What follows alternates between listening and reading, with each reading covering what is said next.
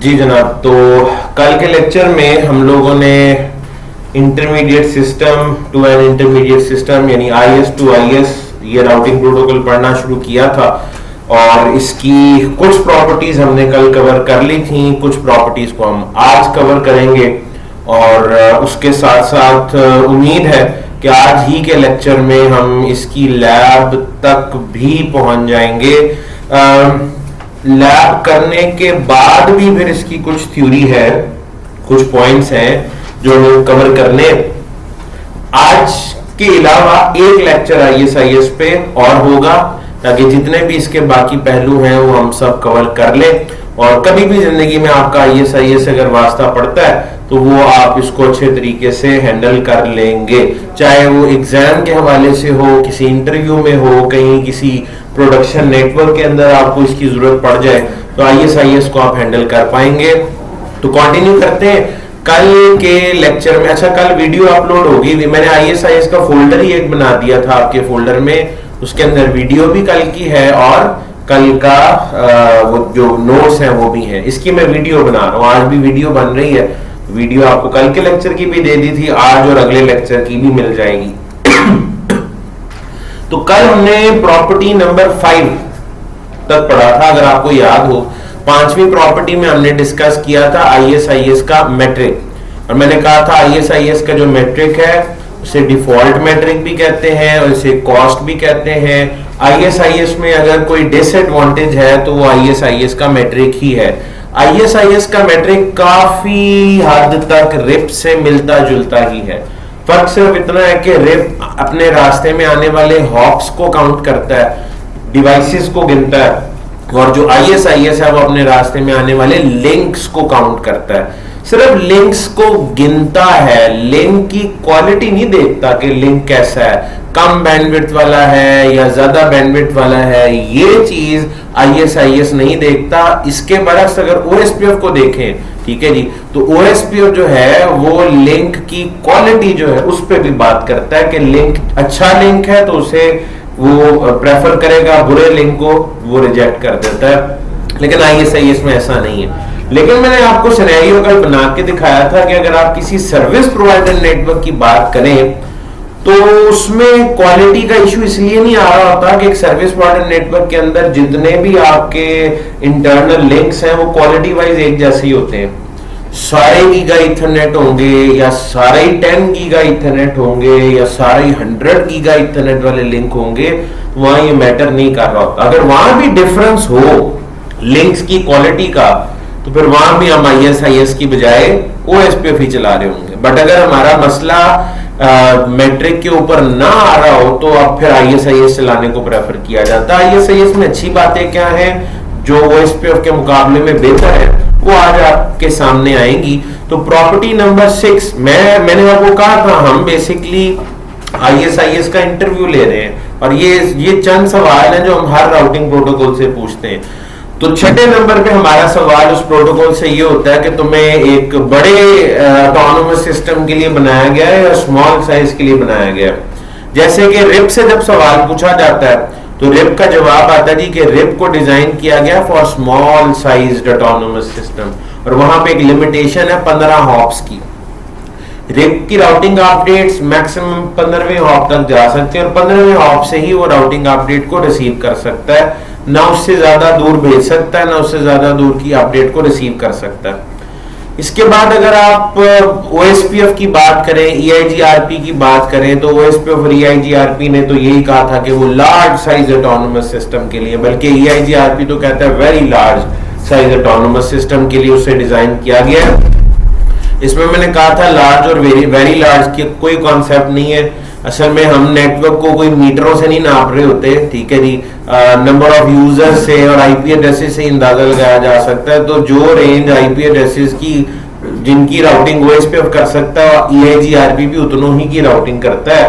तो आप ये कह सकते हैं कि लार्ज साइज ऑटोनोमस सिस्टम के लिए लिमिट कोई नहीं है और लिमिट ना होने की वजह से हम कहते हैं कि वो स्केलेबल राउटिंग प्रोटोकॉल है। हमने ओएसपीएफ और ईआईजीआरपी को स्केलेबल राउटिंग प्रोटोकॉल कहा था जिसमें गुंजाइश होती है। हमेशा नेटवर्क को अगर आपने एक्सटेंड करना है, बड़ा करना है तो आपके पास गुंजाइश मौजूद होगी। आप उसे हमेशा जितना मर्जी बड़ा करना चाहें बड़ा कर सकते हैं। तो आज हमारा सवाल जो है वो ISIS से है। ISIS का भी वही जवाब है जो OSPF का था। ISIS is design for large size autonomous systems. लिख लेते हैं जिसको, ISIS is designed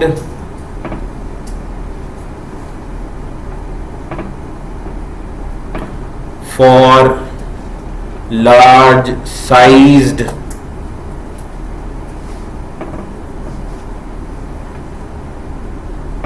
autonomous systems। और इसकी भी कोई लिमिट नहीं है। अगर लिमिट नहीं है तो हम इसको भी कहेंगे कि ISIS is a scalable routing protocol.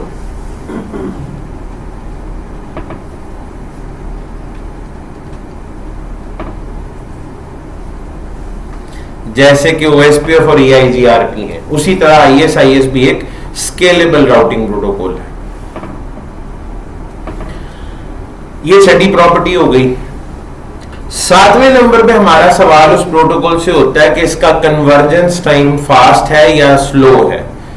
सिर्फ रिप ही आज के दौर में एक ऐसा राउटिंग प्रोटोकॉल है जिसका कन्वर्जेंस टाइम स्लो है, और उसके स्लो होने की वजह भी मैंने कल आपको बताई थी कि उसे हर हॉप पे मैक्सिमम 30 सेकंड तक का वेट करना पड़ सकता है। मिनिमम किस्मत है, बस जल्दी मिल जाए तो जल्दी भी जा सकता है, बट अगर किस्मत खराब हो तो हर हॉप पे अगर 30 सेकंड इंतजार करना पड़ जाए तो ये बात बहुत जल्द सेकंड से मिनट्स में कन्वर्ट हो जाती है। ठीक है जी, और इसी वजह से उसके ऊपर हॉप्स की लिमिट भी लगाई हुई है, क्योंकि नंबर ऑफ हॉप्स उसमें जितने ज्यादा करते जाएंगे उसका कन्वर्जेंस टाइम स्लो से स्लो होता चला जाएगा। कन्वर्जेंस कंप्लीशन ऑफ राउटिंग को कहते हैं। कन्वर्जेंस टाइम वो वक्त होता है जितनी देर में राउटिंग मुकम्मल हो जाती है, और ये कोई नपातुला टाइम नहीं है कि आप किसी किताब में पढ़ लेंगे कि रिप का इतने मिली सेकेंड है और OSPF और EIGRP का कन्वर्जेंस टाइम इतने मिली सेकेंड है। It is relative. आप ये कहेंगे कि रिप का कन्वर्जेंस टाइम स्लो है, OSPF का रिप से बेहतर है। EIGRP के दावे के मुताबिक EIGRP का सबसे बेहतर कन्वर्जेंस टाइम है, fast convergence, very fast convergence time है। ठीक है जी, अगेन इसमें टाइमर की वैल्यू कोई नहीं होती, ये सिर्फ रेफरेंस के साथ है। तो ISIS का भी ऐसा ही है। ISIS has fast convergence time like OSPF। ठीक है जी, क्योंकि इसमें भी इंक्रीमेंटल एंड ट्रिगर्ड अपडेट्स हैं। जैसे कोई चेंज आती है उसे इमीडिएटली एडवर्टाइज करा दिया जाता है, जस्ट लाइक OSPF, क्योंकि दोनों का एल्गोरिथम भी सेम है। तो ISIS 7वें नंबर पे लिख लें जी, ISIS has fast convergence time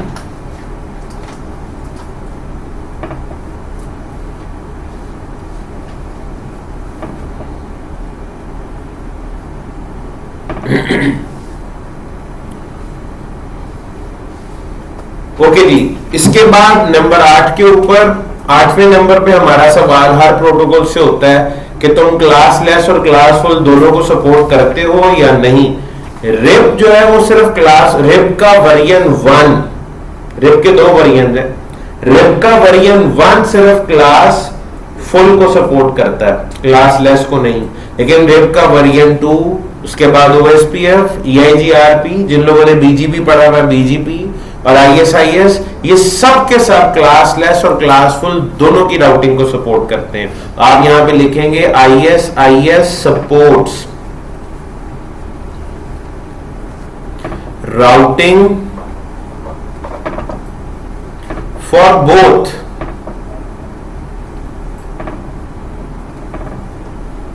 class less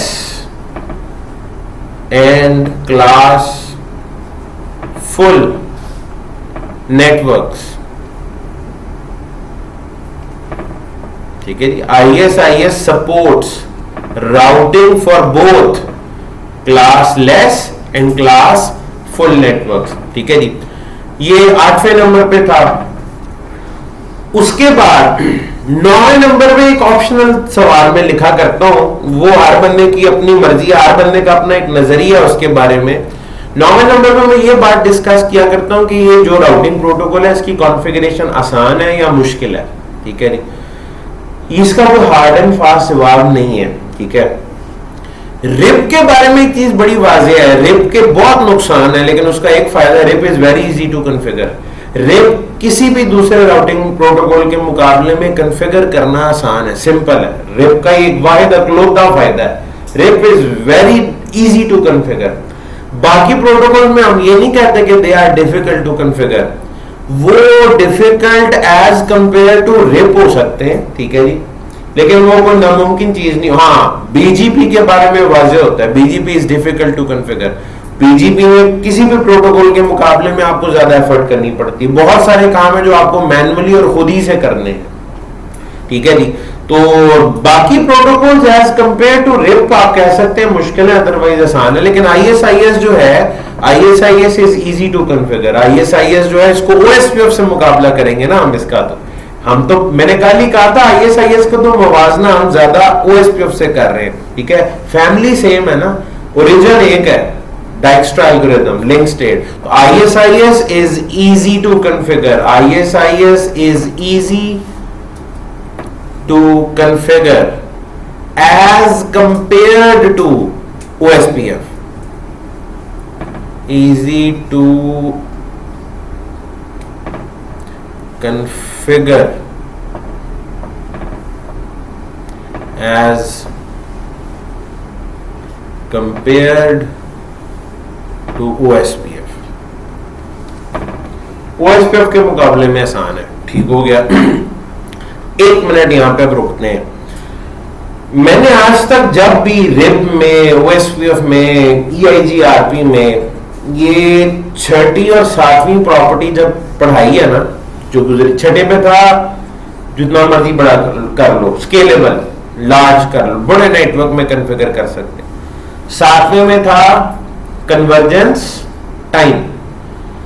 convergence time मैंने जब कहा था कि OSPF का, जब OSPF पढ़ाया था, जब भी CCNA में भी, CCNP में भी, जब मैंने OSPF के बारे में कहा था कि ऑटोनोमस सिस्टम को जितना मर्जी बड़ा कर लो कन्वर्जेंस टाइम फास्ट ही रहता है, तो इस पे मैंने कहा था कॉमन सेंस तो ये बात मानती नहीं है। कॉमन सेंस कहती है कि आप एक कैलकुलेशन कर रहे हैं, लेट से वो 4 राउटर्स के दरमियान है, उसको एक टाइम लगेगा। अगर राउटर 8 हो जाए तो डबल टाइम लगेगा। कॉमन सेंस तो यही कहती है, लेकिन OSPF की बातों से ये इंप्रेशन मिल रहा है, कहते हैं जितना मर्जी बड़ा कर लो, मेरा कन्वर्जेंस टाइम फास्ट ही रहना है, ठीक है जी। मैं अगर 1 सेकेंड लगाता हूं 4 राउटरों में, तो 8 पे भी 1 ही लगाऊंगा। इसी तरह EIGRP में जब ये बात सामने आई, EIGRP कहता है मैं वेरी लार्ज के लिए बनाऊं और मेरा कन्वर्जेंस टाइम वेरी फास्ट है। कॉमन सेंस फिर नहीं मानती। कॉमन सेंस कहती है भाई अगर आपने 4 राउटरों में आपको चलो आधा सेकंड लगा है, तो 8 पे पूरा सेकंड लगेगा एक, तो तुम कैसे कह सकते हो कि मैं उस पर भी आधा सेकंड लगाऊंगा और उधर भी आधा सेकंड, ये कैसे मुमकिन है? तो इसका फिर जवाब भी हम CCNA और CCNP में तलाश करते हैं। OSPF ये चीज कैसे मैनेज करता है, मैं इसकी मिसाल दिया करता हूं कि एक बंदा, उसकी कैपेसिटी है कि वो 1 पेज 1 मिनट में पढ़ सकता है। मैं जब उसे 2 पेज दूंगा तो वो 2 मिनट लगाएगा। तो अगर आपने उसी बंदे से 2 पेज 1 मिनट में पढ़वाने, ये आपका टारगेट है कि आपने 2 पेज 1 मिनट में ही पढ़वाने हैं, तो उसका तरीकाकार क्या है? इस जैसे 2 बंदे बिठा दें, दोनों को 1-1 पेज दें, 1 मिनट में 2 पेज पढ़े जाएंगे, यानी डिवाइड कर दें। दूसरा सोल्यूशन क्या? बंदा ही ऐसा ढूंढ लें जिसकी कैपेसिटी ज्यादा हो, या तो वर्कलोड को डिवाइड करें या अपने रिसोर्सेज को बेहतर करें, तब मुमकिन है। तो ये OSPF, ये EIGRP ये क्या करते हैं? ये वर्कलोड को डिवाइड करते हैं, ये कैलकुलेशन को डिवाइड करते हैं। कैसे? OSPF में SPF कैलकुलेशन होती है, टोटल कॉस्ट कैलकुलेशन, वो कैलकुलेशन डिवाइड कर दी जाती है। किस चीज में डिवाइड कर दी जाती है? एरियाज में।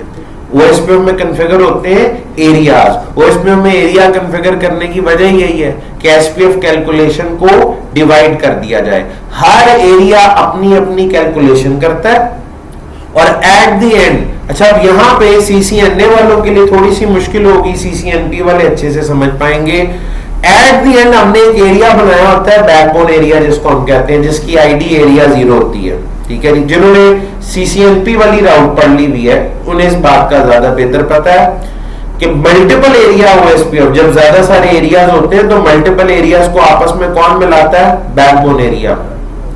बैकबोन एरिया के थ्रू हर एरिया अपनी अपनी एसपीएफ कैलकुलेशन के फाइनल रिजल्ट्स एक दूसरे से शेयर कर लेता है, यानी हर एरिया अपनी कैलकुलेशन करता है और जो फाइनल रिजल्ट्स है वो दूसरे को दे देगा। यानी एक मेरे एरिया की कैलकुलेशन में आप पार्टिसिपेट नहीं करोगे, मैंने कैलकुलेशन की, आपको सर नहीं खपाना पड़ा मेरे लिए, मैंने फाइनल रिजल्ट्स दे दिए, लो भाई इस बाउंड्री तक की ये जवाब है, पकड़ो, तुम इससे आगे काम शुरू करो। तो जब सब मिल बांट के काम कर लेते हैं, काम को डिवाइड कर लिया जाता है, तो ओवरऑल कन्वर्जेंस टाइम बेहतर हो जाती है। तो ओएसपीएफ में कन्वर्जेंस टाइम मेंटेन कैसे होता है, वो फास्ट कैसे रहता है? एरियाज की वजह से। हम ओएसपीएफ में मल्टीपल एरियाज कॉन्फ़िगर कर लेते हैं और हमारा मसला हल हो जाता है। EIGRP तो कहता है वेरी लार्ज साइज और वेरी फास्ट, तो वो कैसे करता है? EIGRP कहता है एक बड़े ऑटोनोमस सिस्टम को बड़ा बनाने की बजाय छोटे छोटे मल्टीपल ऑटोनोमस सिस्टम बना दो, यानी जो काम ओएसपीएफ में एरिया करता है EIGRP में वो काम छोटे छोटे EIGRP एरियाज करते हैं। तो EIGRP में छोटे और मल्टीपल एरियाज बना दिए जाते हैं जिससे ये चीज हैंडल होती है। आज वही, यानी उसके लिए कुछ करना पड़ता है भाई, ये 6ठी और 7वीं प्रॉपर्टीज को जस्टिफाई करने के लिए कुछ करना पड़ता है हमें, ठीक है जी। तो आज ISIS ने भी वही दावा कर दिया, बड़े साइज के लिए कन्वर्जेंस टाइम भी फास्ट है। तो इधर क्या होता है? इधर क्या होता है? खानदान देखना पड़ेगा इसका, तो खानदान लिंक स्टेट एट एक्स्ट्रा, तो एन मुमकिन है ये कुछ ओएसपीएफ जैसा करता होगा। ऐसा ही है ISIS में भी एरियाज बनते हैं, ISIS में भी एरियाज बनते हैं। अब सवाल, क्या ISIS के एरियाज और OSPF के एरियाज का कॉन्सेप्ट और उनका काम करने का तरीका का क्या एग्जैक्टली सेम है? नहीं, बनते तो एरियाज ही हैं लेकिन काम बिल्कुल एक तरह से ही करते, फर्क है। ISIS में एरियाज हैं, एरिया का कॉन्सेप्ट है, एरिया के नाम सही है, बट इनका काम करने का तरीका का थोड़ा सा मुख्तलिफ है। मैं आपको वो समझाता हूं कि क्या है। उसके लिए पहले तो इस क्लास में मौजूद 2 तरह के लोग हैं, जिन्होंने कुछ वो है जो NACCNA से आए हैं, कुछ लोग वो हैं जिन्होंने NP की राउटिंग पढ़ी है। वैसे मैं आपको बता देता हूं, आप दोनों बराबर ही हैं, जो पढ़ के भी आए हैं उन्हें भी कुछ याद नहीं होता, ठीक है जी। तो लिहाजा मैं आपको कंटिन्यूटी बनानी है, बड़ा जरूरी है। मैं ओएसपीएफ और इसके ISIS के एरियाज का एक फर्क समझाता हूं आपको।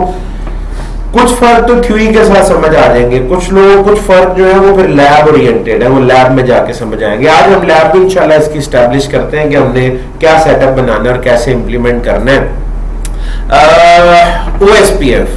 ओएसपीएफ में किया ये जाता है, लेट से अगर ये मैं कहता हूँ एक ऑटोनोमस सिस्टम है, ये बड़ा सा एक ऑटोनोमस सिस्टम है, इसमें अगर मैं यूं एरियाज बना दूं, ये मैंने डिवाइड कर दिया और मैंने कह दिया जी ये कोई एरिया 1 है, ये कोई एरिया 2 है, ये कोई एरिया 3 है, ये कोई एरिया 4 है।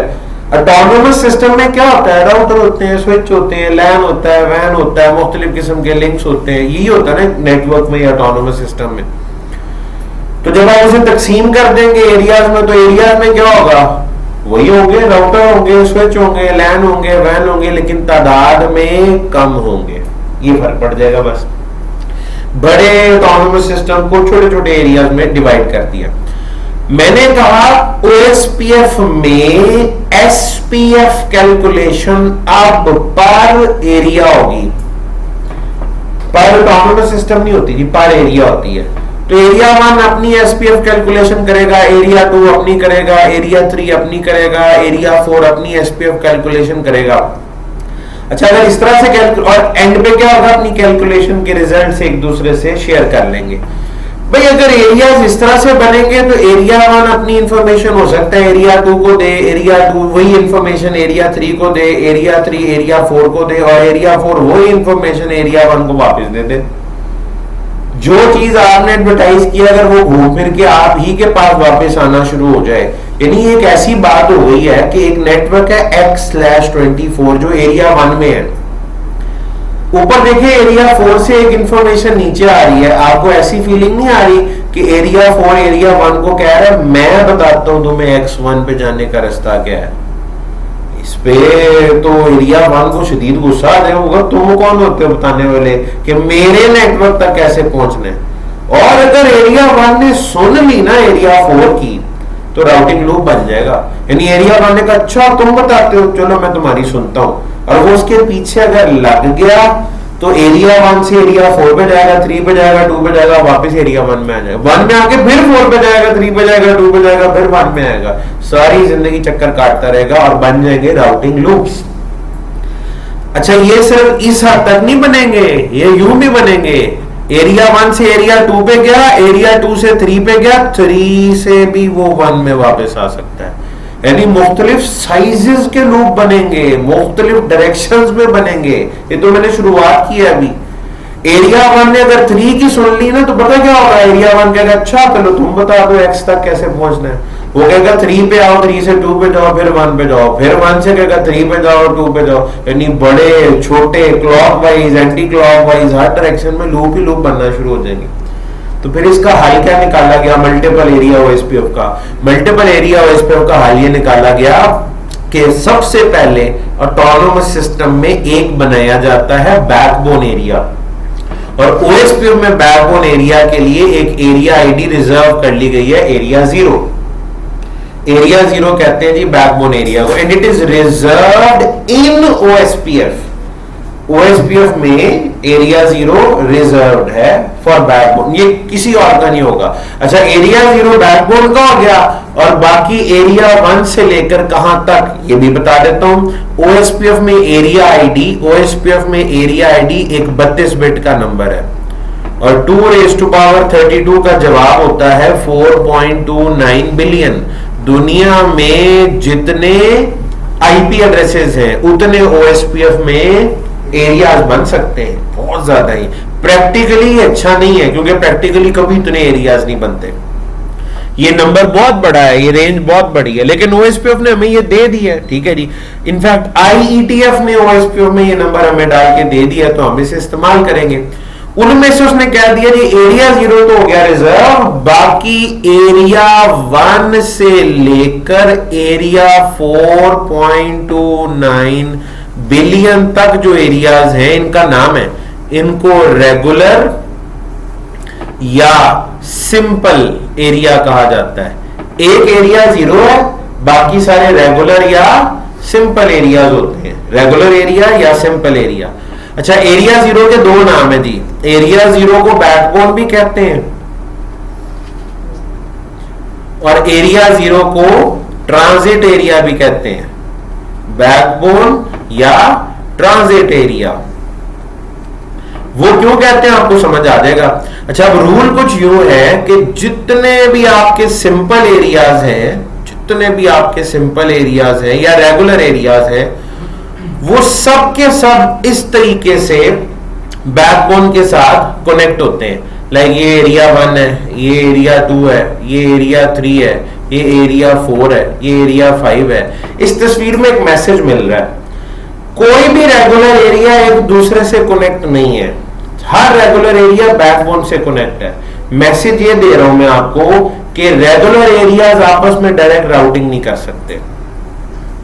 एरिया 1 की राउटिंग अपडेट किसी भी दूसरे रेगुलर एरिया में डायरेक्ट नहीं जा सकती, उसे बैकबोन से होके जाना पड़ेगा। एरिया 1 अपनी एसपीएफ कैलकुलेशन के रिजल्ट शेयर करेगा किसके साथ? बैकबोन से, एरिया 0 से। अब क्या होगा, एरिया 1 प्रॉमिस कर लेती है, एरिया 0 एरिया 1 से प्रॉमिस कर लेगा कि तुम्हारी भेजी हुई अपडेट मैं तुम्हें वापस नहीं करूंगा, तुम्हारे अलावा बाकी सब में स्प्रेड कर दूंगा। तो इस इंफॉर्मेशन को ये एरिया 2 पे भेजेगा, एरिया 3 पे भेजेगा, एरिया 4 पे भेजेगा, एरिया 5 पे भेजेगा, एरिया 1 पे वापस नहीं भेजेगा। ठीक है जी। तो एरिया 1 को एरिया 1 की अपडेट वापस जब नहीं मिलेगी तो इसको कहेंगे फीडबैक राउटिंग नहीं हो रही, यानी राउटिंग लूप्स नहीं बन रहे। बैकबोन जो रेगुलर एरिया से लेती है वो रेगुलर एरिया को वापस नहीं करती, और रेगुलर एरिया जो बैकबोन से लेता है उसे बैकबोन को वापस नहीं करेगा। लाइक एरिया 5 ने इंफॉर्मेशन किससे ली? बैकबोन से। और वो चीज वो बैकबोन को वापस नहीं भेजेगा, यानी फीडबैक राउटिंग कहीं पे भी नहीं होती, तो राउटिंग लूप्स नहीं बनते। अब देखिए एक एरिया की इंफॉर्मेशन सबके पास चली गई है ना, लूप भी नहीं बना। और वो रिस्पॉन्सिबिलिटी किसने ली है? बैकबोन एरिया ने।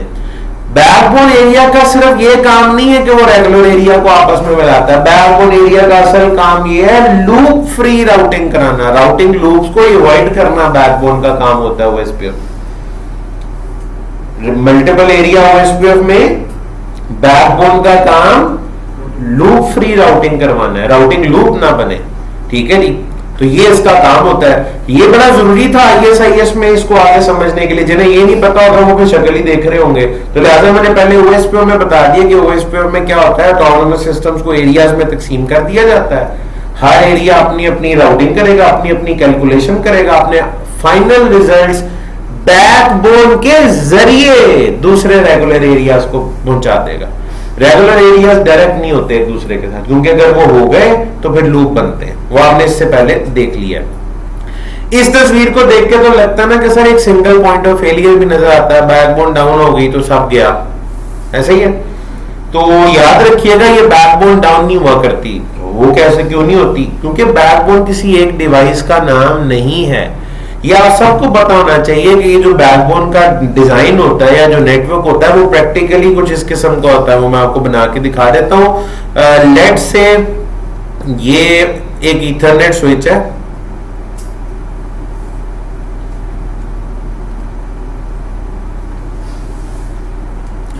और इसके साथ मैं कहता हूं जी, बल्कि ये इसको और थोड़ा सा मैं बड़ा कर लेता हूं। मिसाल के तौर पे ये एक ईथरनेट स्विच, ये एक और ईथरनेट स्विच, ये एक और ईथरनेट, यानी प्रैक्टिकली जो बैकबोन है वो किस तरह की बन रही होती है किसी भी एंटरप्राइज की, किसी भी नेटवर्क की, उसकी शक्ल कुछ ऐसी है जो मैं आपके सामने इस वक्त बना रहा हूं। ये सारे स्विचेस आपस में कुछ यूं कनेक्टेड होते हैं। स्विच टू स्विच कनेक्टिविटी, ये तो आपका सब्जेक्ट है। ये क्या होता है जी? ट्रंक। मैं आपको एहसास दिला रहा हूँ आहिस्ता आहिस्ता कि असल में हम स्विचिंग पढ़ रहे थे, ठीक है जी। तो ये जनाब स्विच टू स्विच कनेक्टिविटी, और वो मैं यूं कर लेता हूँ। इसमें आपको ये नजर आ रहा होगा कि इनमें से अगर कोई एक स्विच डाउन भी हो जाए तो बाकी के 3 स्विच आपस में कनेक्टेड रहेंगे। कोई एक लिंक डाउन भी हो जाए तो वो स्विच दूसरे लिंक के थ्रू, ठीक है जी। बाकी हर स्विच के साथ देखिए आप कितने कितने लिंक हैं, 6 5 भी डाउन हो जाए ना तो वो अपनी किसी एक टांग के जरिए बाकी पूरा नेटवर्क से कनेक्टेड रहेगा। ये तो हो गया स्विच। बात हो रही थी बैकबोन कैसे बनती है। बैकबोन बनने का तरीका कुछ ये है, ये आ गया राउटर, ये आ गया राउटर, ये आ गया राउटर, ये आ गया राउटर, ये लग गया एक राउटर, ये लग गया एक राउटर, ये आ गया एक राउटर, ये आ गया एक राउटर। ले जी, इस राउटर की एक लिंक इस स्विच के साथ, एक इसके साथ, ये एक इसके साथ, एक इसके साथ, एक इसके साथ, एक इसके साथ, एक इसके साथ, एक इसके साथ, एक इसके साथ, एक इस स्विच के साथ, एक इस स्विच के साथ, एक इसके साथ, एक इसके साथ और एक इसके साथ, एक इसके साथ और एक इसके साथ। और ये सारे का सारा, ये जो मैं ग्रीन बाउंड्री बना रहा हूं, ये होता है ओएसपीएफ का एरिया 0। और बाकी के जो आपके रेगुलर एरियाज हैं वो यूं, वो यूं, वो यूं, ये एरिया 1, ये एरिया 2, ये एरिया 3, कहीं एरिया 4, कहीं एरिया 5, इस तरह से आपस में कनेक्ट होते जाएंगे। ये एरिया 0 जो आपने बनाया ये ज्योग्राफिकली या फिजिकली एक ही लोकेशन? नहीं, बिल्कुल जरूरी नहीं। तो फिर स्विचेस कैसे? बिल्कुल स्विचेस, इसके लिए हमारे पास एक वीपीएन है लेयर 2 के, वीपीएलएस उनको हम कहते हैं, ठीक है जी। उनके थ्रू हम कनेक्ट करा सकते हैं। मेरा एक वीलैन यहाँ पे, एक वीलैन यूएसए में, कनेक्ट हो सकते हैं आपस में। वीलैन अभी तो आपके जेब में था ना, ये एक स्विच इधर है, ऊपर वाले फ्लोर पे पड़ा हुआ वीलैन बन गया है। तो मेरा वीलैन ऐसे भी बन सकता है कि एक्सटेंड करना वीलैन को ओवर द ट्रंक। मैं ट्रंक लिंक लाहौर से यूएसए तक भी बना सकता हूँ। मैं अपने यहाँ वाले वीलैन को यूएसए तक भी एक्सटेंड कर सकता हूँ। भूल जाए उस वक्त को जब वो आप लैन और वैन की डेफिनेशनें किया करते थे, लैन एक ज्योग्राफिकल एरिया नेटवर्क होता है, स्मॉल वो खत्म हो चुका है। ये मैं अपने CCN में भी बताता हूँ, ये तारीख का हिस्सा हो चुकी हुई है और ये बातें मिट चुकी हुई हैं। आज मैं 2 डिवाइसेस को इधर रखता हूँ लैपटॉप के ऊपर, इनमें लैन भी हो सकता है, इनमें वैन भी हो सकता है, ठीक है जी। और मैंने आपको एग्जैक्ट टेक्नोलॉजी बताई है, VPLS, वर्चुअल प्राइवेट लैन सर्विस, वर्चुअल प्राइवेट, इसको ये लेयर 2 VPN है, ठीक है जी। और इसके थ्रू में, और इसको आपने MPLS का नाम सुन, मैंने खुद सुनाया है MPLS का नाम। एक कॉन्सेप्ट है Ethernet over MPLS, Ethernet over MPLS, इसी को VPLS भी कहते हैं, ठीक है जी। जिनमें क्या होगा, आप ईथरनेट को किसी VPN टेक्नोलॉजी को इस्तेमाल, यहाँ के ईथरनेट को कहीं और के ईथरनेट से आपस में कनेक्ट कर देंगे, आपका ईथरनेट एक्सटेंड हो जाएगा और आपके यहाँ के VLAN और आपका ट्रंक लिंक स्टैब्लिश हो जाएगा लाहौर USA वाली ब्रांच के दरमियान। जो VLAN यहाँ बनते जा रहे हैं वो प्रोपोगेट होते जा रहे हैं, उसी तरह एक्सटेंड होते जा रहे हैं USA वाली ब्रांच में, पूरा एक LAN होगा। दैट इज पॉसिबल, ठीक है। तो ये हो सकता है, ठीक है जी। हाँ, ये कह लें नॉर्मली आप कह सकते हैं कि किसी एक ज्योग्राफिकल लोकेशन पे ऐसे नॉर्मली होता है, बट हमेशा जरूरी नहीं है, ठीक है। ये मुख्तलिफ ज्योग्राफिकल, और यानी हमारी बैकबोन जो है वो एक रीजन के अंदर भी पूरे में भी बन सकती है, ठीक है जी, वर्ल्ड वाइड भी बन सकती है, ठीक है। वो भी हो सकता है, स्मॉल ज्योग्राफिकल एरिया में भी बन सकती है, किसी एक बिल्डिंग में भी बन सकती है। और वो बैकबोन डाउन तभी होगी जब बिल्डिंग को आग लग जाएगी और वो तबाह हो जाएगी। यानी अब वो जो सवाल आया था ना, एरिया 0 डाउन हो गया तो क्या होगा, इस तस्वीर को देख के आपको लग रहा होगा एरिया 0 का डाउन होना इतना आसान नहीं है। ये इतनी ढेर सारी डिवाइसेस एक ही वक्त में बंद हो जाएं, ये बड़ा मुश्किल है। अगर ये एक बिल्डिंग में है तो बिल्डिंग को आग लगना, तबाह होना जरूरी है, और अगर ये मुख्तलिफ ज्योग्राफिकल एरियाज में, फिर तो और मुश्किल है कि ये डाउन हो। ठीक हो गया जनाब। तो ये होता है एरिया 0, और इसके साथ फिर आपके रेगुलर एरिया जो है वो आपस में कनेक्ट होते चले जाएंगे। मैं ये भी आपको बता दूं, ये इतनी वास्ट फील्ड है, ये कभी आपकी सोच खत्म हो सकती है, लेकिन इसमें आपको हर रोज कुछ ऐसा सीखने को मिलेगा नए से लेके बंदा हैरान से हैरान होता चला जाता है। ये कभी खत्म नहीं होता, ये इसकी अच्छी बात है, ठीक है। जिन्होंने वो राउटी शूट पढ़ लिया उसमें आपने बड़ा कुछ देखा होगा, जिन्होंने अभी पढ़ने, जो अब ये पढ़ रहे हैं आपको काफी कुछ सीखने को मिलेगा, जो आगे राउटी शूट पढ़ेंगे उसमें चीजें देख के हैरान हो रहे होंगे कि ये क्या क्या कुछ अभी और बाकी है, और जो आगे CCI में चले जाते हैं उन्हें और सरप्राइजेस मिलते हैं, अच्छा ये भी हो सकता है। और जो सर्विस पॉइंट ट्रैक पढ़ना शुरू कर दें, जो VPNs पढ़ना शुरू कर दें, वो और हैरान हो जाते हैं, अच्छा ये भी हो सकता है। तो बड़ा कुछ निकल आता है। जैसे कि ये VPLS मैंने एक चीज अभी आपके सामने बोली है, ये प्रैक्टिकली पूरी दुनिया में ये चीज इंप्लीमेंट हो रही है। मैं कोई ऐसी चीज नहीं बता रहा जो मैं कहूँ आइंदा आने वाले वक्तों में ये हुआ करेगा, नहीं, ये हो रहा है, और अब का नहीं बड़ी अरसे का हो रहा है। ये सब्जेक्ट में 5 साल पहले मैं पढ़ाता होता था CCI का, CCI सर्विस बॉर्डर में, तो ये उससे भी पहले की चीज। हाँ, ये नहीं है कि हम आज से 200 साल पहले ये चीज आ गई थी। ये जो कुछ हम कर रहे हैं इसकी टोटल हिस्ट्री 30 से 35 साल पुरानी है। इससे पहले ये सब कुछ नहीं, इंटरनेट ही नहीं था जो हम देख रहे हैं। तो जब से इंटरनेट है तब से ये चीजें भी हैं। चले आगे चलते हैं। इसमें ये मैंने भी OSPF का आपको ओवरव्यू दिया है, OSPF में मल्टीपल एरिया का, और ये क्यों बनाते हैं, कन्वर्जेंस टाइम को मेंटेन रखने के लिए। अब आ जाते हैं हम, अच्छा EIGRP का भी थोड़ा जिक्र कर लें। EIGRP में मैंने कहा था इसी जगहों पे ना डिफरेंट ऑटोनोमस सिस्टम्स बना दिए जाते हैं। जाती तौर पर मुझे EIGRP के वजूद से बड़ा सख्त इख्तिलाफ है, ठीक है जी। लेकिन और उसमें मैं आपको ये भी बता दूं कि EIGRP का एक बड़ा ड्रॉबैक है। EIGRP कहता है डिफरेंट छोटे छोटे डिफरेंट ऑटोनोमस सिस्टम आप बना दें और उनको नंबर दे दें, EIGRP 10, EIGRP 15, EIGRP 20, इस मसले को हल करने के लिए। EIGRP में जब आपको मल्टीपल ऑटोनोमस सिस्टम बना देते हैं उसके बाद EIGRP सीरियस ही हो जाता है और कहता है ये तो अब 6 ऑटोनोमस सिस्टम बन गए डिफरेंट वाकई के।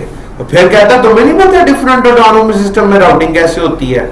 अगर डिफरेंट ऑटोनोमस सिस्टम का कॉमन बॉर्डर राउटर हो ना डिफरेंट राउटिंग पॉलिसीज का, तो उनके दरमियान रीडिस्ट्रीब्यूशन करानी पड़ती है।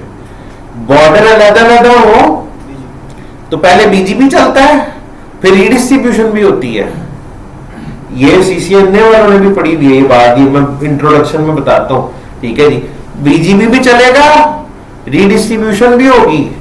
तो EIGRT के अंदर डिफरेंट ऑटोनोमस सिस्टम बना देना इतना आसान नहीं है, क्योंकि बना के काम खत्म नहीं होता, आगे नया चैप्टर खुल जाता है। इसके बरस OSPF के एडवांटेज है।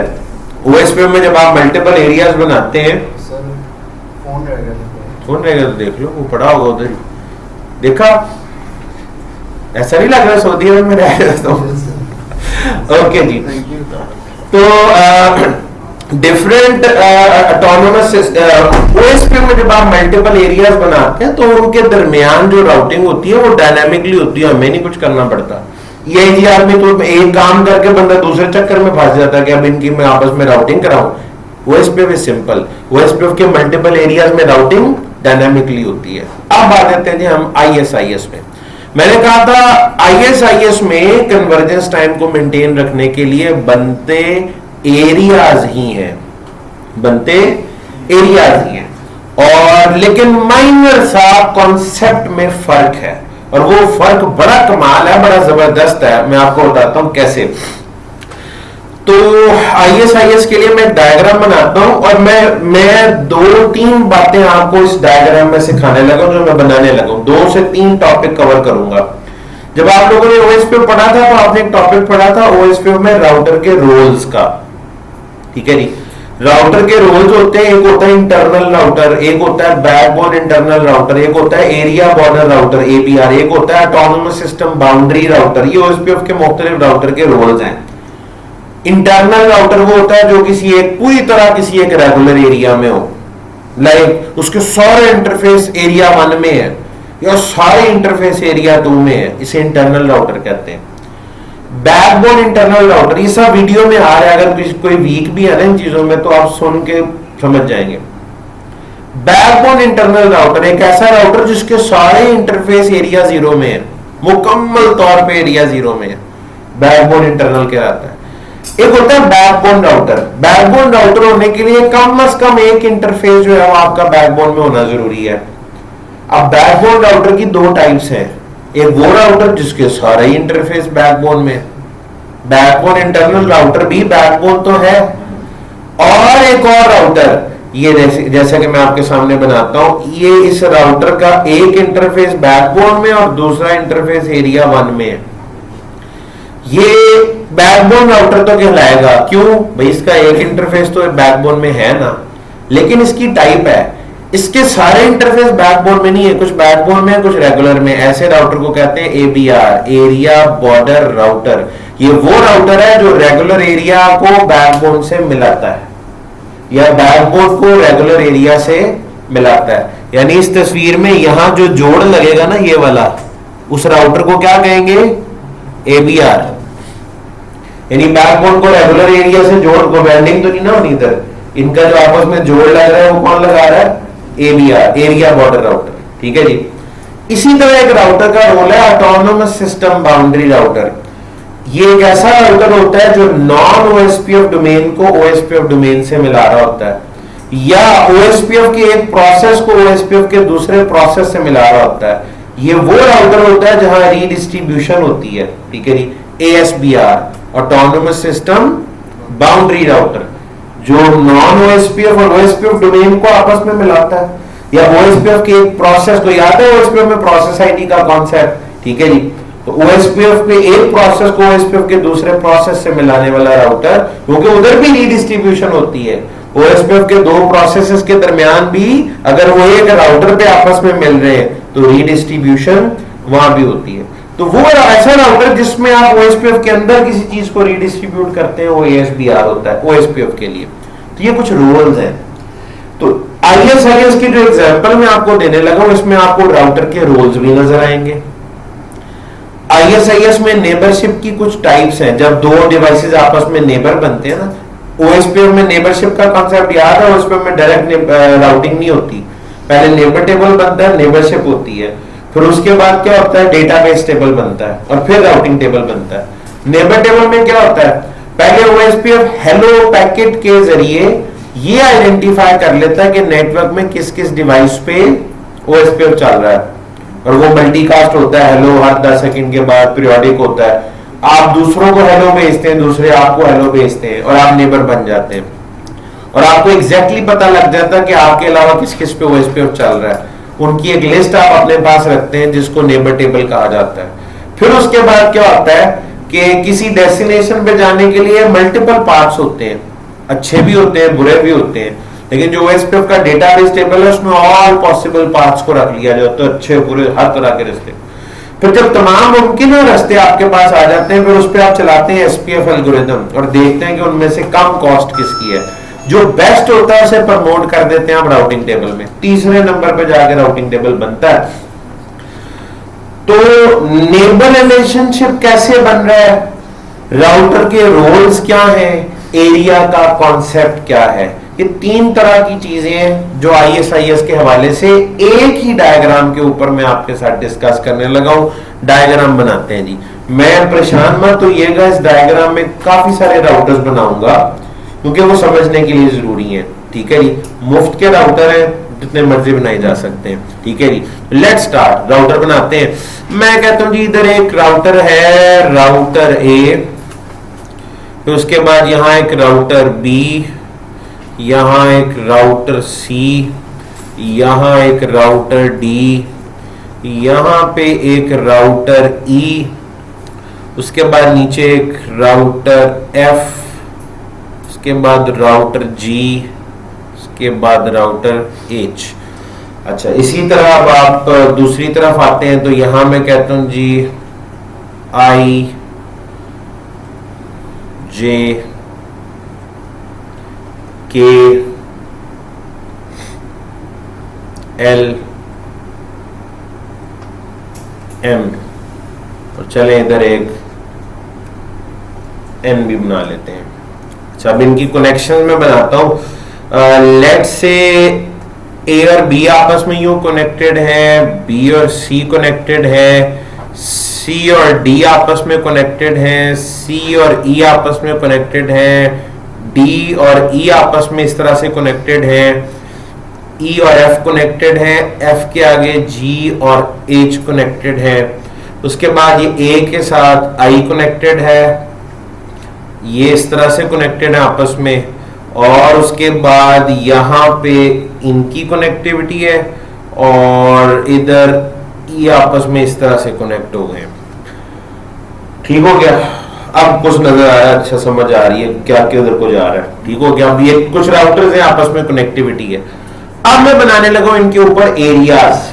जाहिर है एक बड़ा ऑटोनोमस सिस्टम लग रहा है और आईएसआईएस चलाना है तो उस पे एरियाज होंगे, मल्टीपल एरियाज में डिवाइड कर देना चाहिए। तो एरिया में मैं कैसे डिवाइड करता हूं, एरियाज की कुछ बाउंड्रीज मैं आपके सामने ब्लू कलर से बना रहा हूं। ये मैंने एक एरिया ड्रॉ किया, पहले बाउंड्रीज बना लेते हैं, उसके बाद फिर इस पे तबसरा करेंगे। इसको मैं कह देता हूं ये एरिया 1 है। उसके बाद मैं कह देता हूं जी ये सारे का सारा एरिया 2 है, ये सारे का सारा एरिया 3 है, इसमें एक ही राउटर है फिलहाल, और ये सारे का सारा लेट से एरिया 4।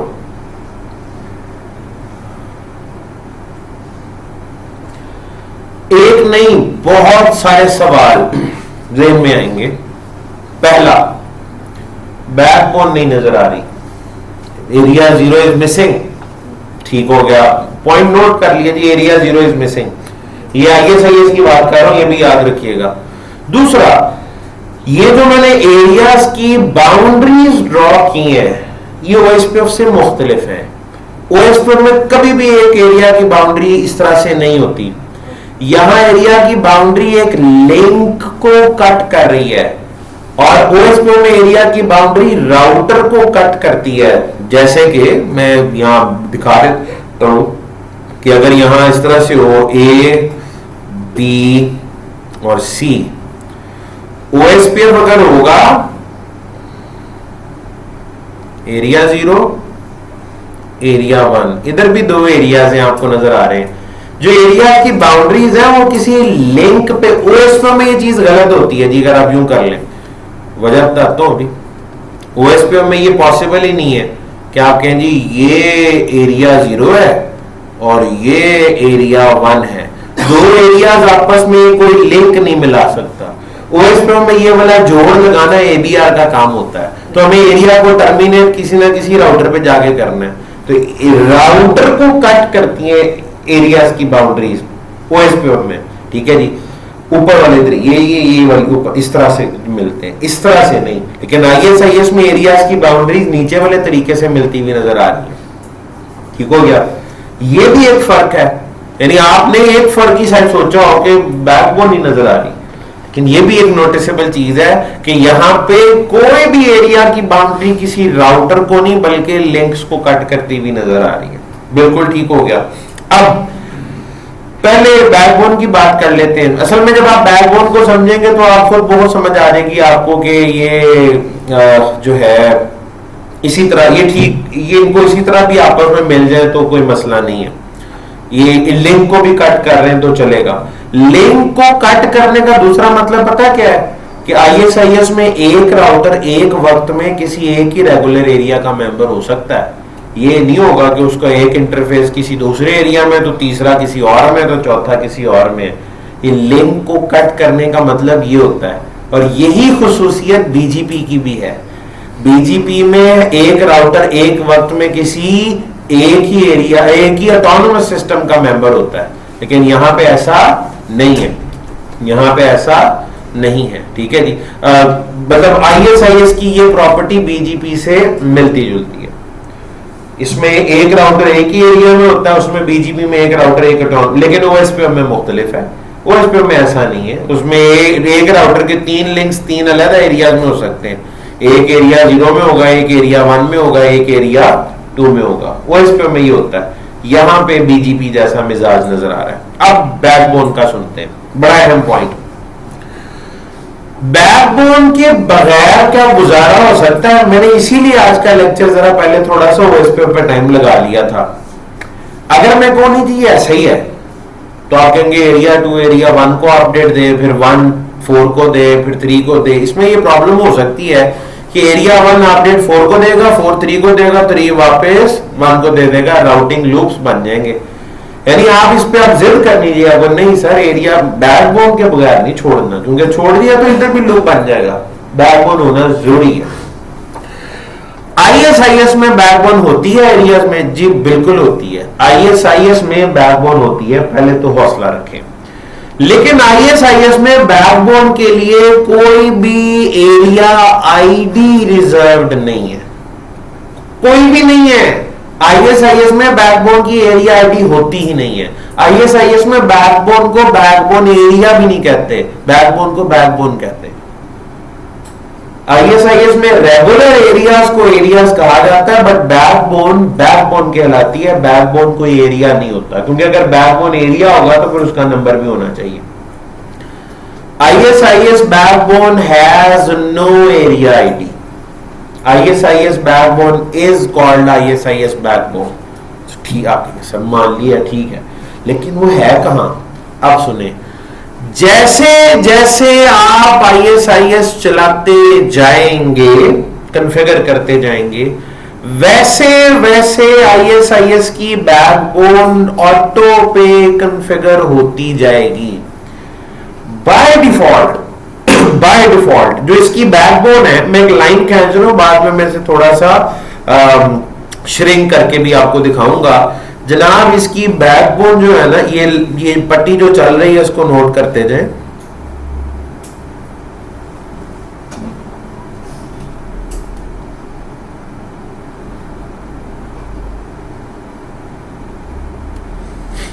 ये ISIS की बैकबोन है रेड कलर की। जहां से आईएसआईएस चलना शुरू हुआ है, कॉन्फ़िगर होना शुरू हुआ, जहां तक वो कॉन्फ़िगर होता जा रहा है, बैकबोन खुद बहुत साथ चलती जा रही है, फैलती जा रही है बैक्टीरिया की तरह, ठीक है जी, वो साथ साथ जाती जा रही है। अब हम अल्टीमेटली ऐसा कर देंगे, ये करना क्यों जरूरी है, सारे सवालों का आपको जवाब मिलेगा। हम इस बैकबोन को अल्टीमेटली ट्यून करेंगे, थोड़ा सा श्रिंक करेंगे।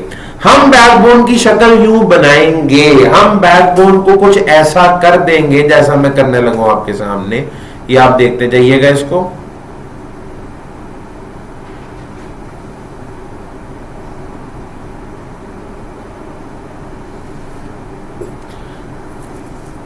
रेड और ग्रीन कलर का फर्क नजर आ रहा है? मैं रेड कलर की वो होगी, मैं उसे ग्रीन जैसा बना दूंगा। मैंने ग्रीन बैकबोन में क्या किया, बैकबोन एक ही होती है, ये नहीं कि रेड वाली लगा होगी ग्रीन वाली नहीं।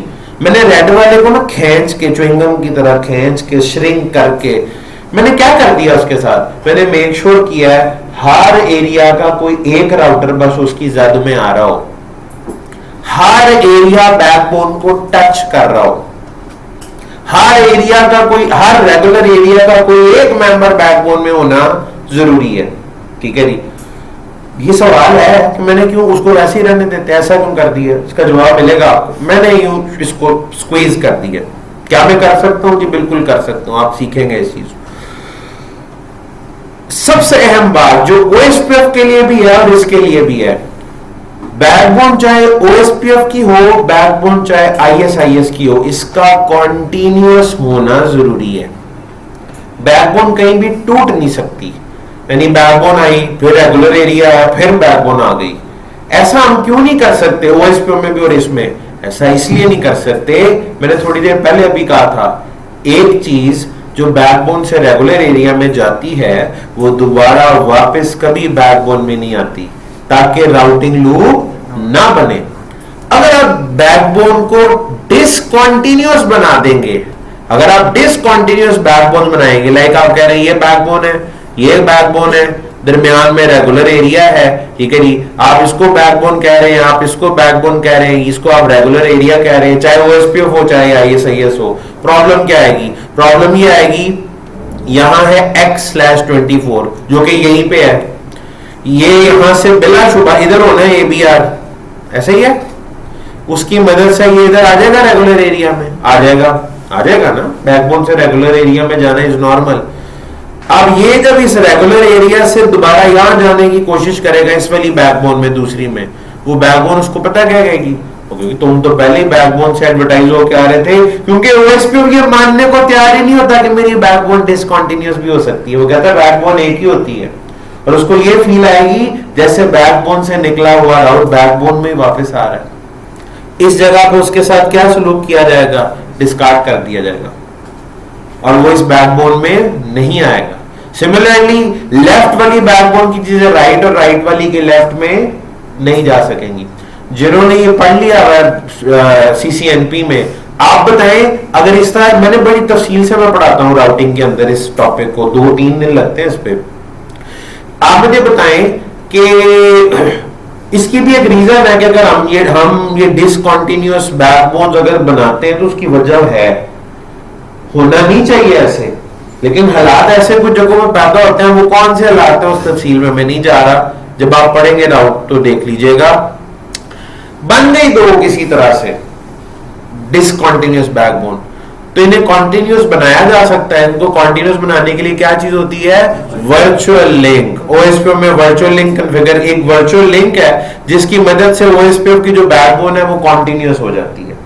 दो डिसकंटीन्यूअस बैकबोन्स को कॉन्टिन्यूअस बनाने के लिए हमें उनके दरमियान वर्चुअल लिंक बनाना पड़ता है, उसके बाद वो कॉन्टिन्यूअस हो जाती है और फिर ये x/24 लेफ्ट साइड से राइट साइड पर चला जाएगा। असल में वर्चुअल लिंक एक धोखा देगा, वो से पता ही नहीं लगने देगा कि वो एक बैकबोन से निकल के रेगुलर एरिया में गया और फिर दूसरी बैकबोन में जा रहा है। वो वर्चुअल लिंक बेसिकली दोनों बैकबोन को कनेक्ट कर देगा और वो कॉन्टिन्यूअस हो जाएंगी। एक्स को यही लगेगा कि मैं बैकबोन के अंदर ही हूं, बैकबोन के अंदर ही हूं, बैकबोन के अंदर ही हूं, और मैं कोई एरिया बदले बगैर ही दूसरी तरफ चला गया, मैं बैकबोन से निकला ही नहीं कभी, तो वो चला जाएगा। ये उसका हाल होता है।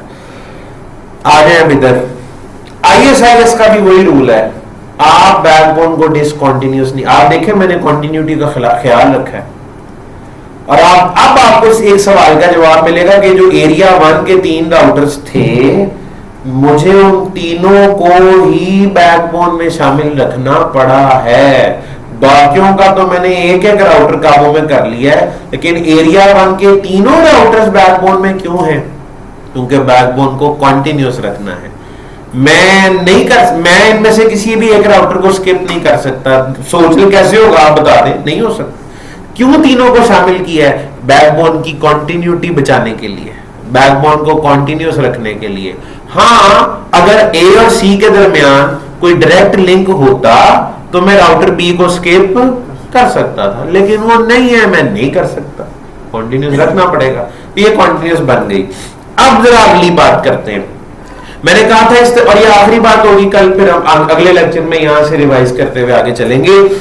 अगला पॉइंट ये है, मैंने आपको कहा था 3 चीजें जिनको हमने डिस्कस करना है। राउटर के रोल्स क्या हैं, उसके अलावा नेबरशिप की टाइप्स क्या हैं, फिर उसके बाद जो राउटिंग अपडेट्स इधर से उधर। याद है ओएसपी में एलएसएस होते हैं, एलएसए की टाइप्स होती हैं, एलएसए 1 2 3। तो यहां भी उस तरह का कुछ माहौल है, वो मैं आपको बताता हूं क्या है।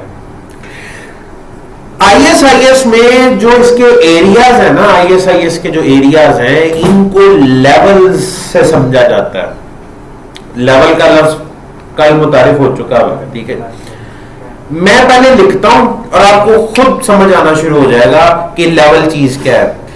ये मैं जो उसके अंदर राउटर है, लेट्स से ये जो कलर यूज कर लेते हैं ग्रीन,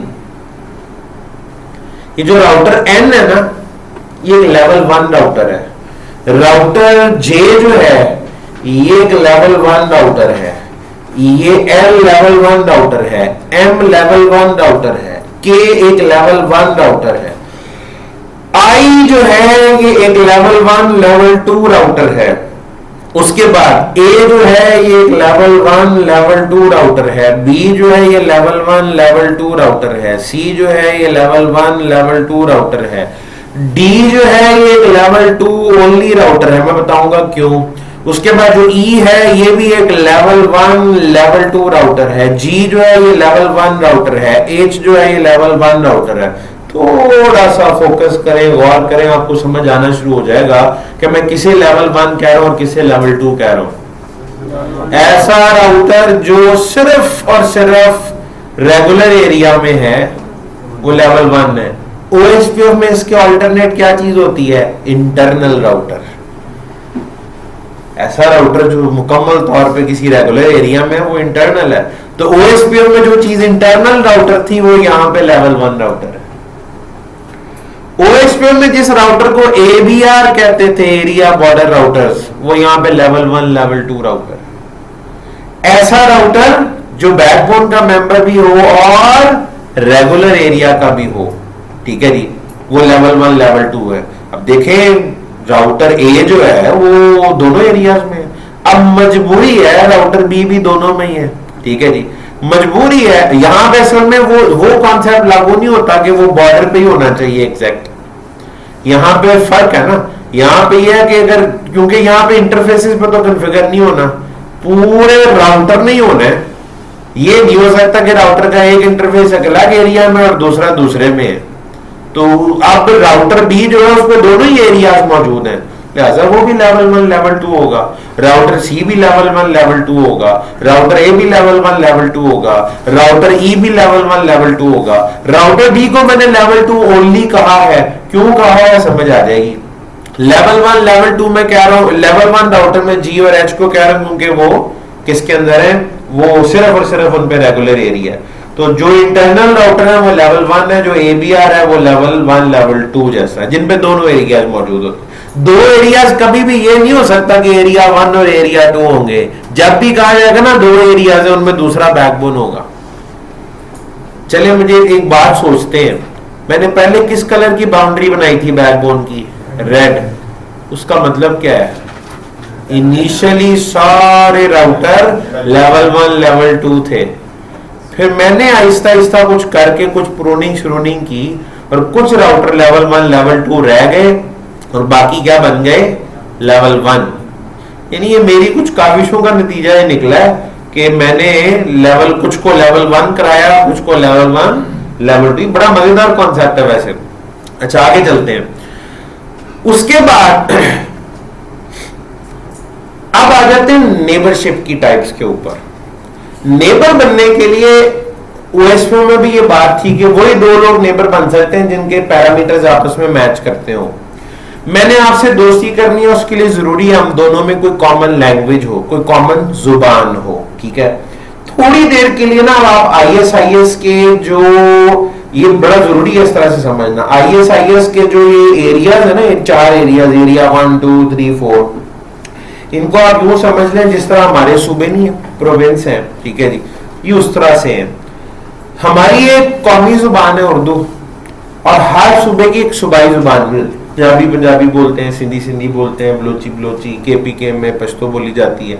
एक सूबाई जुबान होती है और एक कौमी जुबान है उर्दू।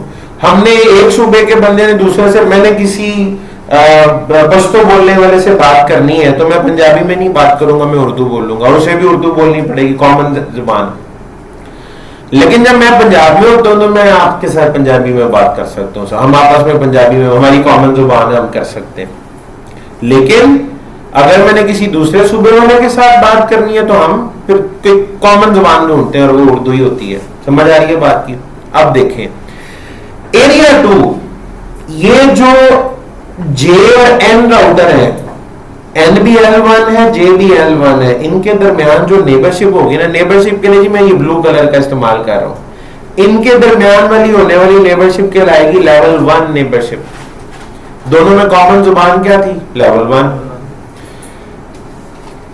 I और J के दरमियान कॉमन क्या है? I एक ऐसा राउटर है जिसे 2 जुबानें आती हैं और J को सिर्फ एक, तो इनके दरमियान कौन सी नेबरशिप होगी? कॉमन क्या है? लेवल 1। ये सारा कंसेप्ट वो चौधरी और अली चौधरी, इसका चौधरी तो उससे भी ज्यादा घुमेरू प्रोग्राम है, वो तो आया ही नहीं अभी, DR वाला, वो अभी अगले लेक्चर में आएगा, ये वो नहीं है, ठीक है। ये नेबरशिप की टाइप्स हैं, ठीक है जी। इस तरह की चीज गालिबन उसमें नहीं थी, फर्क है थोड़ा सा। लेवल 1 नेबरशिप होगी I और J में। पहले तो बताएं, ये बात समझ आई है कि I और J में लेवल 1 क्यों होगी? क्योंकि दोनों में common language is level 1, common level is level 1। I और K में लेवल 1 नेबरशिप, K और L में लेवल 1, K और M में लेवल 1। अब जरा खतरनाक मामला है, A और I में आप कहेंगे दोनों को दोनों जुबानें आती हैं। अब यहां सूबों वाला कॉन्सेप्ट लागू होता है।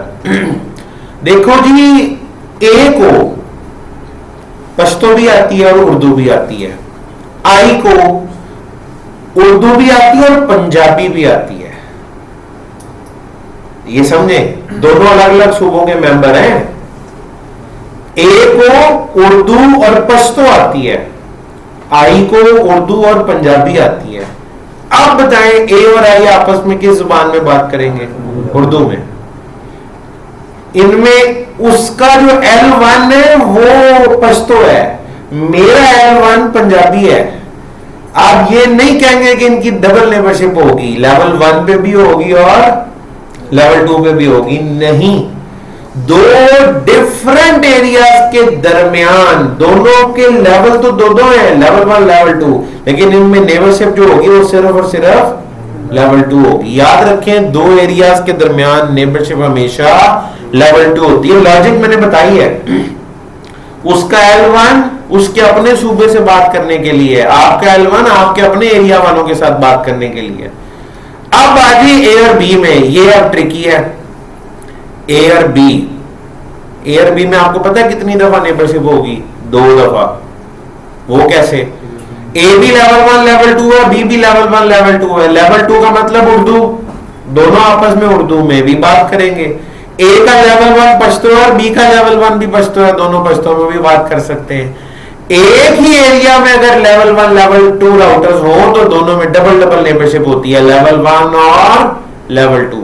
A और B आपस में लेवल 1 लेवल 2 नेबर्स होंगे। भाई नेबर 2 तरह के होते हैं, बल्कि 3 तरह के, level 1 only neighbours, level 2 only neighbours, level 1 and level 2 neighbours. 3 तरह की वैरायटी है यहाँ पे। ये A और B में लेवल 1 लेवल 2, B और C में लेवल 1 लेवल 2। यहां मैं एक और बात आपको बताता हूं, लेवल ISIS में भी नेबरशिप करने के लिए OSPF ही की तरह हर 10 सेकंड के बाद हेलो पैकेट जाता है। ओएसपीएफ का डेड इंटरवल कितना होता है? 40 सेकंड। आईएसआईएस का 30 सेकंड है। यदि 3 कंसेक्यूटिव हेलो ड्रॉप हो जाए नेबर की तरफ से तो आप नेबर से खत्म कर देते हैं। हेलो का interval is same 10 second. Hello उधर भी पीरियोडिक था, इधर भी पीरियोडिक है। आईएसआईएस में लेवल 1 के लिए अलग हेलो पैकेट होता है और लेवल 2 के लिए अलग हेलो पैकेट होता है। नीचे एरिया 2 में जे और एन के लिए सिर्फ एक हेलो पैकेट एक्सचेंज होगा। आई और जे के लिए भी एक होगा लेवल 1 वाला। ए और आई में भी एक हेलो एक्सचेंज होगा लेवल 2 वाला। लेकिन ए और बी में कितने हेलो एक्सचेंज होंगे? 2। लेवल 1 का हेलो अलग जाएगा, लेवल 2 का हेलो अलग जाएगा और हर 10 सेकंड के बाद 2 हेलो जाएंगे, 2 हेलो आएंगे, रिसोर्सेज की शामत आएगी। अब आपको शायद उस सवाल का जवाब मिल गया होगा कि मैंने लाल वाली बैकबोन को घसीट के ग्रीन वाला क्यों बनाया था। सोचें, अगर सर लाल वाली बाउंड्री रहने देता मैं तो सबने लेवल 1 लेवल 2 नेबर बनना था और हर तरफ रिसोर्सेज की शामत आई होनी थी। तो मैंने उस चीज को मिनिमाइज कर दिया है। अगर कॉन्टिन्यूटी वाली शर्त ना होती और मैं फंसता ना तो ये काम कहीं भी नहीं होना था। यानी लेवल 1 लेवल 2 देख ले, एरिया 2 में कहीं लेवल 1 लेवल 2 डबल नेबरशिप नहीं है, एरिया 4 में नहीं है। मैं एरिया 1 में मजबूर हुआ था तो मैंने ये किया, जिसकी सजा भी मुझे भुगतनी पड़ रही है। डबल डबल हेलो जा रहे हैं, हेलो आ रहे हैं, 1 सेकंड में हर 10 सेकंड बाद 4 हेलो से एक निबट को एक लिंक को बर्दाश्त करने पड़ते हैं। बैंडविड्थ अलग, प्रोसेसर अलग, मेमोरी बफर्स अलग, सब इस्तेमाल हो रहे हैं। इसी तरह आप आगे चलेंगे तो सी और डी में क्या होगा? Level 2 only. सी और ई में क्या होगा? लेवल, एरिया बदल रहे हैं ना। डी और इधर क्या होगा? Level 2 only. इधर क्या होगा? लेवल 1। इधर क्या होगा? लेवल 1। इधर क्या होगा? लेवल 1। आज के लेक्चर को ना यहीं तक रखते हैं वरना सारे लेवल 1 हो जाने हैं। ठीक है जी, तो इंशाल्लाह नेक्स्ट टाइम बड़ा मजेदार कॉन्सेप्ट है जी। नेक्स्ट टाइम आप जब आएंगे तो मैं आपको आगे बताऊंगा और ये आईएसआईएस की बैकबोन की पावर बताता हूं। इसकी बैकबोन इतनी ही आसान है, जिधर मर्जी फैला के ले जाएं, जिधर मर्जी से सुकेड़ दें। जिसका फायदा हमें ये होता है कि आईएसआईएस में किसी जगह बैकबोन ना पहुंच रही हो ना, घसीट के पहुंचा सकते हैं आप। आईएसआईएस में वर्चुअल लिंक नहीं आपको बनाना पड़ता, जो कि ओएसपी में बनाना पड़ता है। ये आईएसआईएस की बैकबोन की खूबसूरती है। जहां और आपने नेटवर्क को जहां एक्सटेंड करना है, जितना एक्सटेंड करना है, जितने रेगुलर एरिया बनाने बनाते जाएं, वहां जब बैकबोन की जरूरत पड़ेगी खींच के ले जाएंगे। लेकिन ओएसपी में वर्चुअल लिंक बनाना पड़ता है इसके लिए, या फिजिकल लिंक लगाना पड़ता है, वो महंगा होता है, या वर्चुअल लिंक लगाना पड़ता है, वो रिलायबल नहीं होता। आईएसआईएस में ऐसी कोई पाबंदी नहीं है, क्योंकि वजह है ना, ओएसपी में एरियाज यूं मिलते हैं, आईएसआईएस में बैकबोन ऊपर से स्लाइड करती है, तो स्लाइड करते हुए जिधर मर्जी ले जाए। ओएसपी में ये आगे नहीं जा सकते, तो हमें उसके लिए फिर अलग रास्ता बनाना पड़ता है। ये कहानी है। ये बहुत बड़ा एडवांटेज है आईएसआईएस का, जो उसकी बैकबोन का कॉन्सेप्ट है। और ये चीज सूट करती है हर उस नेटवर्क को जिसमें एक्सटेंशन चाहिए हो। देखे ना, जिधर मर्जी नेटवर्क मेरा साउथ रीजन में एक्सटेंड करना शुरू हो गया, कस्टमर आई जा रहा है, मैं फैलाता जा रहा हूं उधर, तो अब उधर ओएसपीएफ होगा तो वो कहेगा बस इस रेगुलर एरिया की इतनी आता है, एक और रेगुलर एरिया बनाओ। अब एक और रेगुलर एरिया को बैकबोन से भी तो कनेक्ट करना है, वो फंस जाते हैं। हम वर्चुअल लिंक बनाना पड़ता है, इसमें नहीं बनाना पड़ता। इसमें बैकबोन की जरूरत पड़ गई है, खींच के ले जाओ। ये जिस तरह ये समझे एक रीजन से दूसरे, ये इसको पूरा ओवरलैप करते हुए मैं उधर खींच के ले गया। ठीक है जी, ये नहीं बस यही होगा, बीच में कोई एक ऐसा एरिया आएगा जिसमें लेवल 1 लेवल 2 दोनों की नेबरशिप करानी पड़ेगी बस। अब देखिए, फायदा भी है, नुकसान भी है। रिसोर्सेज थोड़े इस्तेमाल डबल हो रहे हैं, लेकिन फायदा जो मिल रहा है, आपकी ईस्ट और वेस्ट आपस में समझे, उनको बैकबोन मिल गई है, और क्या चाहिए। राउटर डी पे सिर्फ L2 जी ओनली, मैंने एक्सप्लेन करना है इसको भी, ये नेक्स्ट लेक्चर के अंदर इस पे, बल्कि अभी भी पता लग जाएगा। देखिए जी, राउटर डी के साथ लेवल 1 पे बात करने वाला कोई है? नहीं है, कभी भी नहीं करेगा। आप इस बुनियाद में उसको लेवल 1 लेवल 2 कहेंगे कि उस पे दोनों एरियाज हैं, लेकिन हम इसको बकायदा डिक्लेयर करेंगे, मैं ऐसी कॉन्फ़िगरेशन करूंगा कि इसका लेवल 1 ऑफ ही कर दूं। क्यों? क्योंकि अगर लेवल 1 रहेगा तो ये लेवल 1 के लिए हेलोस जनरेट करता रहेगा और उस पर बात करने वाला कोई नहीं होगा। इसके साथ लेवल 1 का नेबर नहीं है, इसलिए इसको हम लेवल 2 के, इसको जो मिलेगा वो लेवल 2 से मिलेगा, जो ये देगा वो लेवल 2 को देगा, क्योंकि इसका अपना तो है ही कोई नहीं ना। सर आगे बढ़ सकता है। हाँ, जब बढ़ेगा तो ये लेवल 1 लेवल 2 हो जाएगा, अभी लेवल 2 ही अगर रहेगा। हम खुद ऑफ कर सकते हैं तो लेवल 1 लेवल 2 में भी क्यों नहीं कर वो भी कर सकते हैं, हम खुद ऑफ करेंगे, खुद ऑफ कर करके तो ये बैकबोन यहां से इधर आई हुई है, ये मैंने ऑफ ही तो किया था, ये एन के ऊपर और जे के ऊपर मैंने लेवल 2 को ऑफ किया था। अब जहां लेवल 1 को बंद करना चाहे आप वो कर सकते हैं, जहां लेवल 2 को बंद करना चाहे तो करके तो बैकबोन इधर आई थी। अब ये है लैब कि पता लगता है कि पीछे कैसे आया, उसका मैंने लेवल 1 ऑफ कर दिया है, इनका मैंने नोट करें एन और जे का मैंने लेवल 2 ही ऑफ किया। यही कॉन्फ़िगरेशन है बैकबोन को सुकेड़ने की, श्रिंक करने की। तो सर बैकबोन में क्यों नहीं कर सकते? उसमें क्या? तो L1 L2 दोनों चल रही है ना। किस पे? ऊपर जो बैकबोन इस पे? आई और ए के दरमियान। इधर? जी हाँ, तो इधर मैंने अगर फिर वो रेगुलर एरिया खत्म हो जाएगा, फिर वो बैकबोन ओनली बन जाएगा। एक ये याद रखिएगा, ये नहीं हम कर सकते कि एक राउटर को सिर्फ हम लेवल 2 पूरा लेवल 2 बना दें। इस तरह से लेवल 2 बन सकता है कि अगर अकेला हो, सिंगल राउटर हो सकता है, लेकिन अगर मल्टीपल राउटर्स है तो वो कभी लेवल 2 ओनली फिर नहीं होगा, सिंगल राउटर हो सकता है। वो अकेला था, वो स्पेशल केस है, इसलिए तो बनाया था डिस्कस करने के लिए, वो अकेला है। अगर 2 थे तो कभी लेवल 2 नहीं हो सकता था, यानी ऐसा पॉसिबल ही नहीं है, क्योंकि हम ISIS को रेगुलर एरिया डिफाइन किए बगैर चला ही नहीं सकते, क्योंकि बैकबोन की तो आईडी कोई नहीं है ना। रेगुलर एरिया बनता तो बैकबोन पैदा होती है, पहले बैकबोन नहीं आती, पहले रेगुलर एरिया आता है, बैकबोन बाद में आती है। ये कहानी, इस पे तफसील से बात करेंगे इंशाल्लाह, दोबारा रिवाइज करूंगा। ये जो हेलो टर्बो कांसेप्ट है ये लेवल 1 के साथ ही है? नहीं, 2 में भी है। लेवल 2 में देखो ए और आई आपस में लेवल 2 नेबर किस बुनियाद पे बने? हेलो किन में? नहीं, तो हेलो लेवल 1 का भी है, लेवल 2 का भी है। अब डी में जिस तरह लेवल 2 है सिर्फ, हाँ, उसके वो लेवल 2 हेलो भेजेगा, उसके लिए बंद कर दिया कि लेवल 1 के लिए, क्योंकि है कोई नहीं उसे लेवल 1 बात करने वाला। डिफरेंट एरियाज के दरमियान मैंने कहा था हमेशा लेवल 2 ही होता है। डिफरेंट एरियाज एक दूसरे को सिर्फ लेवल 2 हेलो भेजते हैं। एक ही एरिया में अगर दोनों लेवल कॉन्फ़िगर्ड है, जैसे कि एरिया 1 में है, वहां लेवल 1 लेवल 2 होगा। एक काम करें ना, आप जाके वीडियो देखें, इसको सोचें, रिवाइज करें, काफी सारे सवाल आपके क्लियर हो जाएंगे। फिर जो रह जाएगा वो फिर जेन्युइन क्वेश्चन होगा, वो फिर आप नेक्स्ट लेक्चर में मुझसे पूछिएगा। ठीक है, आज के लिए इतना ही। मंडे कल क्लास? जी कल क्लास नहीं, अब नेक्स्ट लेक्चर हमारा मंडे को होगा।